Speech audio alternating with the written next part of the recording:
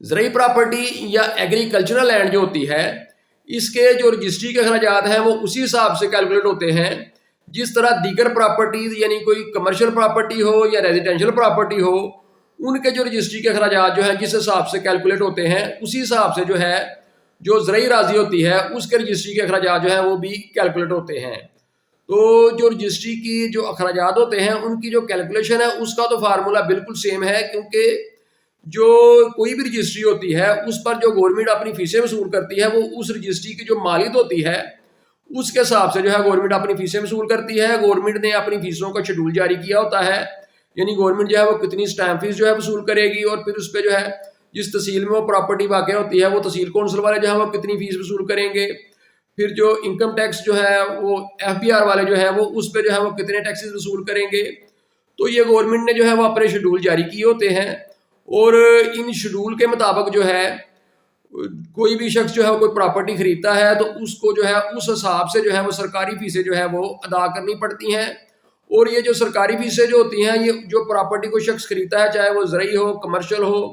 या रेजिडेंशियल हो, उसकी जो मालियत होती है ना, उस मालियत के ऊपर जो है वो सरकारी फीसें जो है वो गवर्नमेंट के जो तयशुदा जो शेड्यूल होता है उसके मुताबिक जो है वो जमा करवानी पड़ती हैं। लेकिन जो ज़रूरी राजी होती है या इसके मुकाबले में रेजिडेंशियल प्रॉपर्टी है या कोई कमर्शियल प्रॉपर्टी है, इनके जो रजिस्ट्री के अखराजात हैं इनमें एक फ़र्क ये हो सकता है कि जो ज़रूरी प्रॉपर्टी होती है इस पर जो रजिस्ट्री के अखराजात जो हैं ये अमूमन कम आते हैं, क्योंकि जो ज़रूरी राजी होती है ये इसके जो सरकारी रेट होते हैं जिनको DC रेट कहते हैं, ये पर एकड़ के हिसाब से होते हैं, और एक जो एकड़ होता है उसमें जो है वो 160 मरले होते हैं।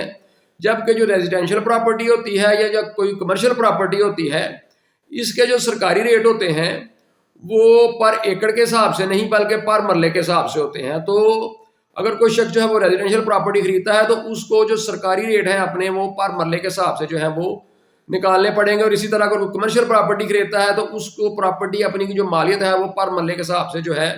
जो भी गवर्नमेंट ने जो है उस प्रॉपर्टी की बाबत जो है वो DC रेट जो है वो जारी किए होते हैं उसके हिसाब से जो है उसको फीसें अदा करनी पड़ती हैं। मिसाल के तौर पर अगर एक शख्स जो है वो 1 एकड़ राजी खरीदता है और उसकी जो सरकारी वैल्यू है यानी जो उसका DC रेट है वो 20 लाख रुपए होता है, तो वो 20 लाख रुपए की जो है उस पर जो है वो सरकारी फीसें अदा करके तो 160 मरले जो रकबा है उसका मालिक बन जाता है। जबकि इसके मुकाबले में जो रेजिडेंशियल प्रॉपर्टी है, अगर कोई शख्स जो है कोई रेजिडेंशियल प्रॉपर्टी खरीदता है और उसका जो है पर मरले का जो रेट है वो 5 लाख रुपए होता है, तो उस 5 लाख रुपए के हिसाब से 20 लाख रुपए की उसको जो है वो सिर्फ 4 मरले जो है वो रकबा खरीद सकता है। और इसी तरह अगर वो कमर्शियल प्रॉपर्टी में आता है तो कमर्शियल प्रॉपर्टी में अगर 1 मरले का जो रेट है वो 20 लाख रुपए होता है,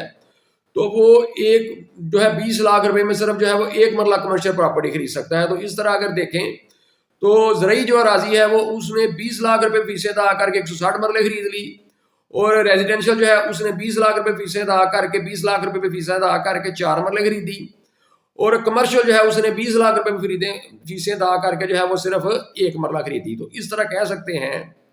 कि जो ज़रूरी राजी होती है इसकी जो रजिस्ट्री के अखराजात जो है वो कम होते हैं, पैसे तो कम लगते हैं लेकिन रकबा बहुत सारा मिल जाता है। लेकिन ये एक अलहदा बात है कि ज़रूरी प्रॉपर्टी की जो वैल्यू है वो भी कम होती है, क्योंकि वो सिर्फ काश्तकारी के मकसद के लिए होती है और वसी रकबे होते हैं, जबकि जो रेजिडेंशियल प्रॉपर्टी होती है वो रिहायशी मकसद के लिए होती है, उसकी जो है ज़रूरी मुकाबले जो प्रॉपर्टी होती है उसके मुकाबले में जो है उसकी वैल्यू जो है वो कदरे इसलिए ज़्यादा होती है कि वो रिहायशी मकसद के लिए जो है वो इस्तेमाल होती है, जबकि जो कमर्शियल प्रॉपर्टी है वो बिजनेस पर्पज़ के लिए होती है। तो इस तरह उसकी जो वैल्यू है वो ज़्यादा होती है। लेकिन अगर रकबे के लिहाज से देखा जाए तो जो ज़रूरी प्रॉपर्टी होती है अगर कोई शख्स उसको खरीदता है तो वो बहुत कम फीसें अदा करके बहुत ज़्यादा रकबा जो है वो खरीद लेता है। तो इस तरह इनके जो रजिस्ट्री के अखराजात हैं वो जो कैलकुलेशन का उसका फार्मूला है वो तो बिल्कुल सेम है। और जो ज़रूरी राजी होती है ये अमूमन जो है वो देहाती इलाकों में होती है, और मैंने ये आपको पहले भी कई दफ़ा बताया हुआ है कि जो प्रॉपर्टी है रजिस्ट्री के लिहाज से इसकी जो है वो 2 इकसाम है। एक जो है उसको अर्बन प्रॉपर्टी होती है जो कि शहरी प्रॉपर्टी होती है, और दूसरी जो है वो रूरल प्रॉपर्टी होती है जिसको देहाती प्रॉपर्टी कहते हैं। तो जो ज़रूरी राजी होती है ये देहात में होती है, और देहात में जो है वो रजिस्ट्री के जो अखराजात हैं अगर वो इस वक्त देखें साल 2023-24 में, तो वो इस तरह है कि अगर कोई शख्स जो है वो देहाती प्रॉपर्टी खरीदता है तो उसको जो है वो स्टाम्प फीस जो है वो 3% जो है वो अदा करनी पड़ती है, क्योंकि जो रूरल इलाके हैं वहाँ पर स्टाम्प फीस जो है वो 3% है, जबकि अर्बन में ये 1% है। तो चूँकि ज़रई राजी की मैं बात कर रहा हूँ तो इसलिए मैं आपको रूरल प्रॉपर्टी के जो अखराजात हैं वही बता रहा हूँ। तो प्रॉपर्टी अगर जो है ये कोई कंस्ट्रक्टेड बिल्डिंग हो और उसका जो है वो नक्शा पास ना हो, तो उसका जो तय ज़मीन होती है उस प्रॉपर्टी की, उस पर जो है वो 2% जो है वो पेनल्टी जमा करवानी पड़ती है, लेकिन ये सिर्फ तय ज़मीन पर ही होती है, उसके जो मलबा होता है उस पर नहीं होती। और चौंका जो ज़रई राजी होती है ये तो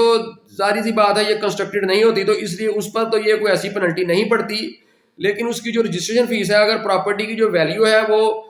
5 लाख रुपए तक हो तो उसकी जो रजिस्ट्रेशन फीस है वो 500 रुपये होती है। अगर 5 लाख रुपए से बढ़ जाए तो फिर उसकी जो रजिस्ट्रेशन फीस है वो 1000 रुपये हो जाती है। तो फिर इसी तरह जो तहसील कौंसल है ये पंजाब में जो इसकी फीस है वो 1% है। इंतकाल फीस एक होती है वो 300 रुपये है, एक तकाबला फीस होती है जो कि 100 रुपये है। और फिर पंजाब में जो पंजाब लैंड रिकॉर्ड अथॉरिटी वाले हैं वो सर्विस चार्जेस वसूल करते हैं रजिस्ट्री पे 1300 रुपये, तो वो 1300 रुपये वो भी जमा करवाने पड़ते हैं, जिसमें वो ऑनलाइन इंतकाल की जो सूरत है वो भी फराहम करते हैं। इसके अलावा FBR वाले जो हैं वो जो है इनकम टैक्स ऑर्डिनेंस का जो सेक्शन 236 के है उसके तहत जो है फाइलर अगर हो और वो प्रॉपर्टी खरीद रहा हो तो उससे 3%, और अगर वो नॉन फाइलर हो और वो प्रॉपर्टी खरीद रहा हो तो उससे 10.5% जो है वो टैक्स वसूल करते हैं। ये एडजस्टेबल होता है, जब कोई शख्स जो है अपनी इनकम टैक्स रिटर्न जमा करवाता है तो उसमें ये एडजस्ट हो जाता है, ये फाइनल टैक्स नहीं होता। फिर इसी तरह गेन टैक्स है, ये भी एडजस्टेबल होता है। ये जो शख्स प्रॉपर्टी बेच रहा होता है ना,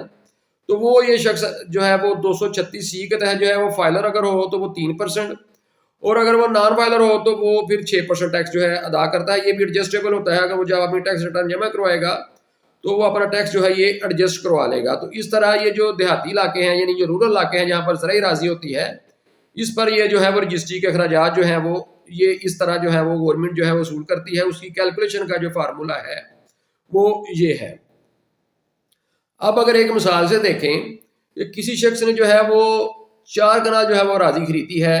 जो कि ज़रई में आती है, क्योंकि जो ज़रई राजी है ना वो 2 कनाल कम अज़ कम प्रॉपर्टी हो तो वो ज़रई राजी कंसिडर होती है। अगर वो 2 कनाल से कम हो तो फिर वो ज़रई प्रॉपर्टी जो है वो कंसिडर नहीं होगी, वो रेजिडेंशियल में आ जाएगी। और उसकी जो रजिस्ट्री है वो रेजिडेंशियल के हिसाब से जो है वो करवानी पड़ती है, जिस पे काफ़ी ज़्यादा जो है वो खराजात जो है वो आ जाते हैं। तो जो ज़रई प्रॉपर्टी है उसके लिए ज़रूरी है कि प्रॉपर्टी जो है कम अज़ कम जो है वो 2 कनाल हो। अगर वो 2 कनाल से कम होगी तो फिर वो ज़रई कंसिडर जो है वो नहीं होगी। तो इस तरह अगर किसी शख्स ने जो है वो 4 कनाल जो है वो राजी खरीदी है, ज़रई राजी खरीदी है जो कि 80 मरले होते हैं, और उसका जो सरकारी रेट था वो पर एकड़ का जो था वो 20 लाख रुपए था, और जो 4 कनाल के हिसाब से जो उसका सरकारी रेट जो है वो 10 लाख रुपए बना। ये एक फाइलर की जो है मिसाल है, तो उस पर देखते हैं क्या अखराजात आते हैं। तो जैसे मैंने आपको बताया था कि उस पर जो स्टैम्प फीस है वो 3% आएगी, और इसकी जो मालियत है वो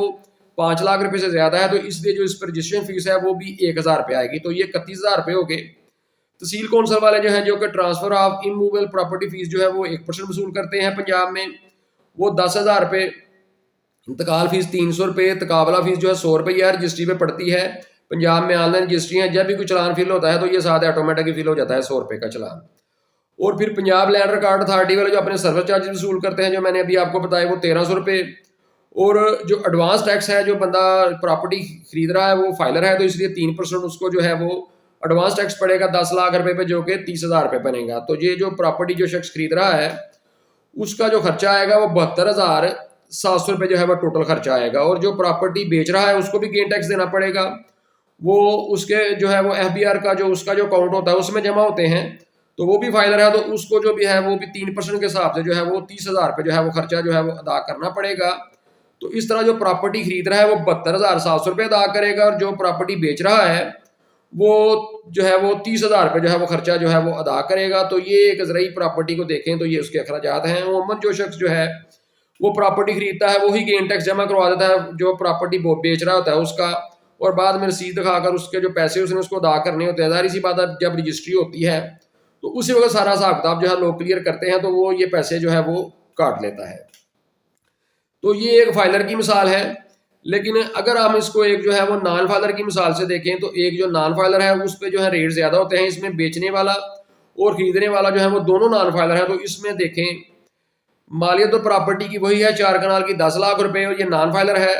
तो स्टाम्प फीस तो वही पड़ती है, वो फाइलर नॉन फाइलर से कोई फ़र्क नहीं पड़ता। स्टाम्प फीस को वो जो है वो 30,000 रुपया जो है, तो साथ 1,000 रुपये रजिस्ट्रेशन फीस मिला के वो जो है वो 31,000 रुपये बन गए। तहसील कौंसिल की जो फीस है 1% वो भी वही रहेगी, फाइलर और नॉन फाइलर के लिए वो 10,000 रुपया। बाकी इंतकाल फीस, तकाबला फीस और पंजाब लैंड रिकॉर्ड अथॉरिटी वालों को जिसको पैदरा सर्विस चार्जेस कहते हैं वो भी वही रहेंगे। फाइलर नॉन फाइलर से कोई फ़र्क नहीं पड़ता इनको। लेकिन जो एडवांस टैक्स है, जो कि पहले वो फाइलर था वो नॉन फाइलर हो गया है, तो वो अब उसका 10.5% के हिसाब से 10 लाख रुपए पे जो है वो 1,05,000 रुपये हो गया। वो काफ़ी बढ़ गया है, वो 30,000 रुपये से अब जो है वो 1,05,000 रुपये हो गया। और इस तरह जो प्रॉपर्टी खरीदने वाला है उसका जो खर्चा है वो भी बढ़कर 1,47,700 रुपये हो गया। और जो शख्स प्रॉपर्टी फरोख्त कर रहा है वो भी नॉन फाइलर है, तो उसको भी जो है वो 3% से बढ़कर जो है उसके जो अखराजात हैं वो 6% हो गए, जो कि 60,000 रुपये हो गए। तो इस तरह ये हमने एक दो मिसालें देखी जिनमें जो फाइलर है उसको खर्चे कम पड़ते हैं, जो नॉन फाइलर है उसको जो है वो अखराजात जो है वो ज़्यादा पड़ते हैं। तो प्रॉपर्टी जो है जो ज़रई हो तो उसकी जो रजिस्ट्री के अखराजात हैं वो इस हिसाब से जो है वो कैलकुलेट किए जा सकते हैं। और प्रॉपर्टी जो ज़रई है उसके जो रजिस्ट्री के अखराजात जो हैं ये हमने एक मिसाल के ज़रिए देखे। तो कोई भी जो प्रॉपर्टी हो उसकी जो रजिस्ट्री के अखराजात जो हैं उसकी कैलकुलेशन का जो फार्मूला है वो बिल्कुल सेम है। सिर्फ फ़र्क ये आ सकता है कि जो ज़रई प्रॉपर्टी है इसके जो रजिस्ट्री के अखराजात हैं ये दूसरी प्रॉपर्टीज़ के मुकाबले में कम होते हैं, क्योंकि जो ज़रई अराज़ी होती है इसके जो सरकारी रेट्स हैं, डीसी रेट जो हैं वो जो है वो पर एकड़ के हिसाब से होते हैं, जबकि जो दीगर प्रॉपर्टीज़ हैं इनके जो सरकारी रेट्स हैं वो पर मरले के हिसाब से होते हैं। सिर्फ इनका ये फ़र्क है, बाकी जो रजिस्ट्री की कैलकुलेशन का फार्मूला है वो हर किस्म की प्रॉपर्टी पर जो है वो बिल्कुल एक जैसा है।